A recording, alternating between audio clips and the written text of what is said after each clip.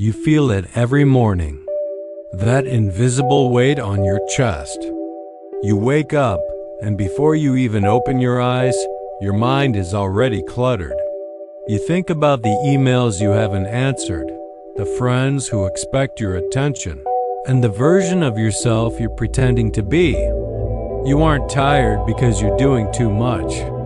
You are tired because you are carrying too much. Most men in 2026 are hoarders of misery. You hoard bad relationships because you're afraid to be alone.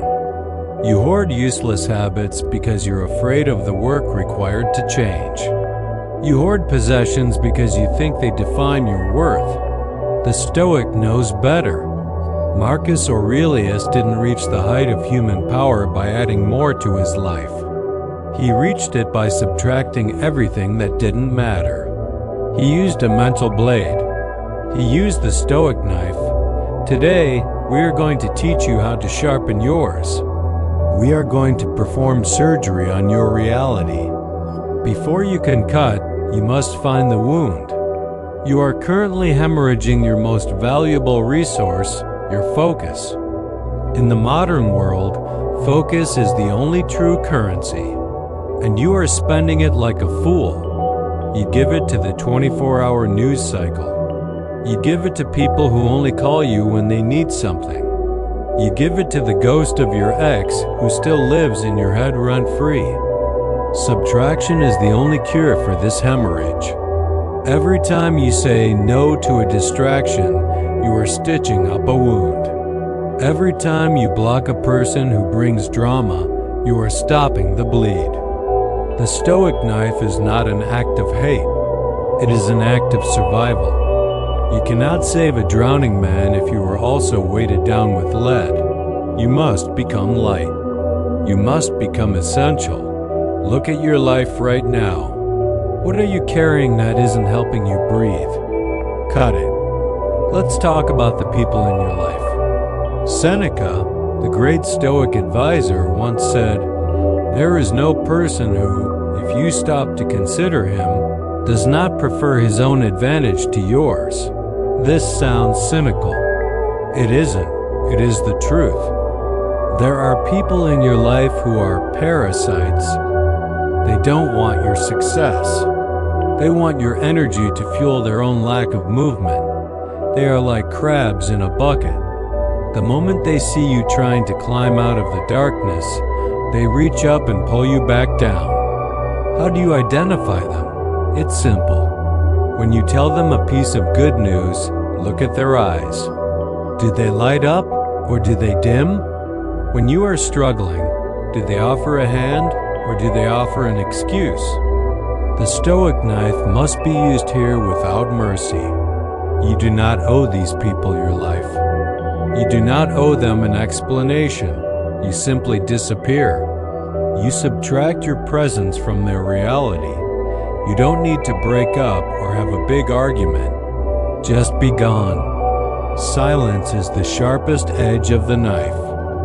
In ancient Rome, to cross the Rubicon was to declare war on the status quo. It was the point of no return. Most men are dipping their toes in the water. They want to be disciplined, but they keep the plan B alive. They want to quit the vice, but they keep the number of the dealer in their phone just in case.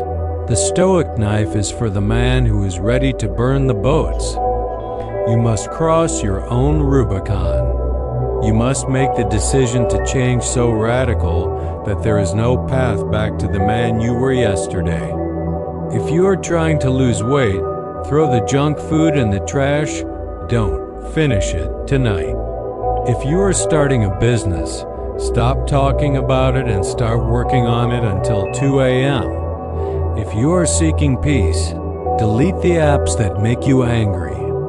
Subtraction is violent because it requires you to kill a part of yourself.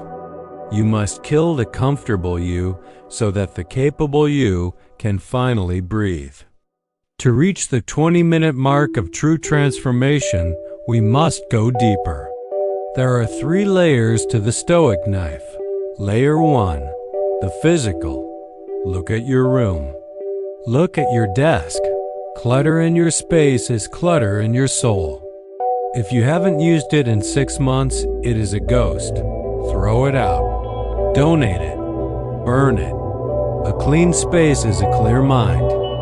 Layer 2. The mental. This is the self-talk. You have a voice in your head that tells you that you aren't ready, that you're a fraud, that you're too old or too late. That voice is a parasite. Use the knife to cut that inner monologue. Replace it with the silence of action. Layer 3. The emotional. This is the expectation of others. This is the hardest layer to cut. You are currently living for your parents, your boss, or your followers. You are afraid of being judged. The Stoic Knife must cut the tether of what will they think. Once you stop caring about the audience, you can finally perform for the master, yourself. After the subtraction comes the void. When you cut the toxic people, the useless habits, and the noise, you are left with a terrifying silence. Most men cannot handle this. They feel bored. They feel lonely. They immediately rush to fill the gap with something new, a new distraction, a new vice, a new person.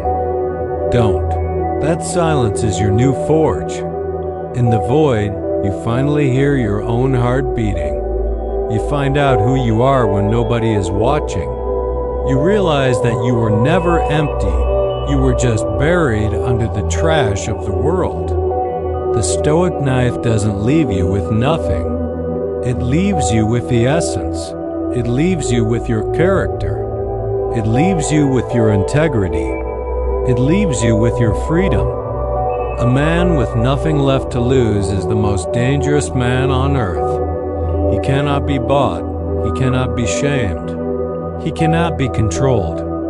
The blade is in your hands now. I have shown you where to cut. I have shown you why it is necessary.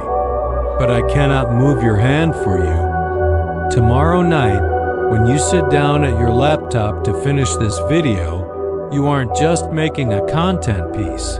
You are making a declaration of independence. Sharpen your mind. Cut the rot. Become the surgeon of your own fate. Be a stoic.